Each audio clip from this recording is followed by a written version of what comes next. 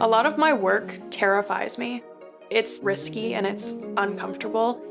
I am a pretty stubborn person, I suppose, and I will do things that people tell me, maybe you shouldn't do that. I want to get in there. I want to dive in. That's where it gets to a point where the work is exciting. I've been learning to be as brave as my art. My mom was an artist.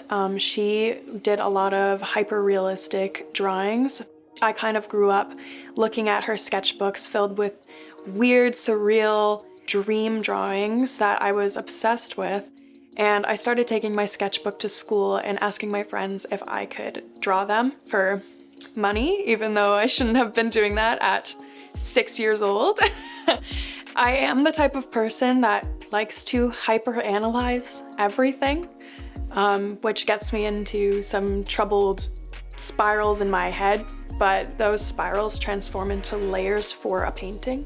So a base layer can be scribbles, a top layer over that can be a block of paint, and all of those little details are all subconscious correlations to the thoughts going on inside my head. I'm feeling removed, I'm feeling attached.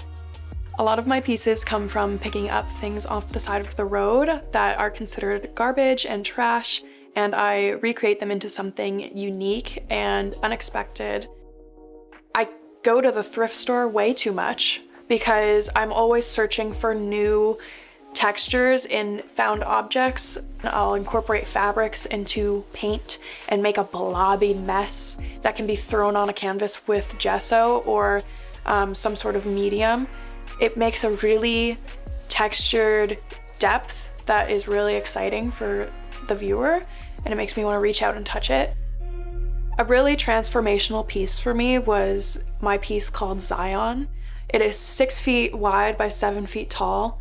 It is ridiculously huge and ridiculously heavy. It's backed with wood and there's metal woven in for an armature for the plaster to stick to. The plaster is mixed with a gel medium to make it more stretchy and fluid so it prevents cracking. So that one took a lot of experimentation to figure out how to get it done at such a large scale and weight.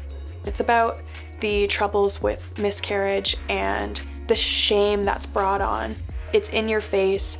I wanted it to be heroic and I wanted it to be gaudy, and the balance of the deep reds with the natural creams is really important for showing that transformation of shame and light. And a lot of my old teachers and mentors, they saw this piece and they said, wow, I can't wait to see where this one takes you next.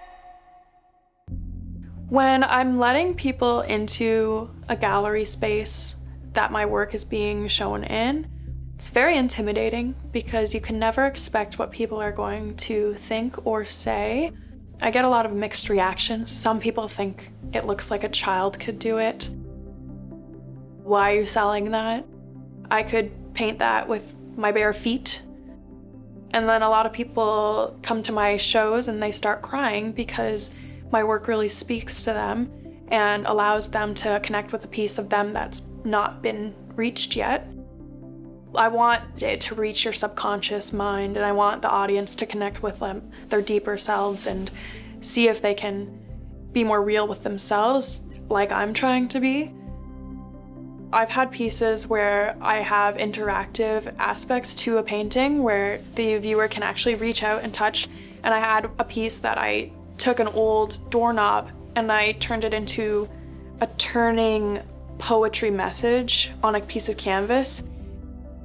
That's a new method of working through my studio and taking those found objects and turning them into something that the viewer can understand as a new piece. I started realizing that maybe there's more to it, that people could actually connect with my work and not just me saying, here, look at this thing that looks pretty or looks scary. Now that I have my own studio, which was a huge transition for me, instead of working in a corner in my house, it's opened up new opportunities for me for my work, in that I feel like I could take more risks, but now the work is becoming more electric and exciting. I have those moments of pure bliss where I put a layer of neon orange and it just sent me into this jumping up and down. Oh my God, I just did that. It was so scary, but it was so good. This orange is me for that specific piece called Faded. My art said, hey, it's you, remember, it's you. I called my mom and I was like, look at this, look what I just did. And I showed my friends and they said, wow, it's really in your face, isn't it? And I said, yes, it is. I would want people to remember me as I'm in your face.